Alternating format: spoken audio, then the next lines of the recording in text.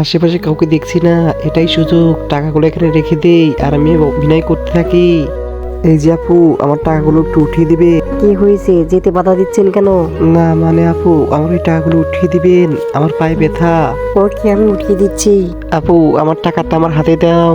এই টাকা যে তোমার, তার কি প্রমাণ আছে? এই টাকা আমার, আমি নিয়ে চলে যাচ্ছি। এই মেয়ে, আমার টাকা দিয়ে যাও। আমি আমার অফিসে একজন সৎকর্মী নেব, আবার টাকা ফেলে দেই।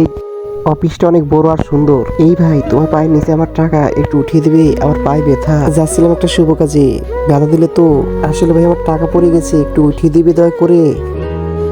ভাই, টাকাগুলো দেন। এই টাকা তোর, তার প্রমাণ কি? এই টাকা তো আমার, আমি উঠাইছি। এই টাকা আমার, আমি নিয়ে চলে যাবো। তুই থাক, আমি গেলাম। এই যে ভাই, আমার টাকা উঠিয়ে দেবেন, আমার পায়ে ব্যথা, আমি টাকা তো উঠাইতে পারতেছি না।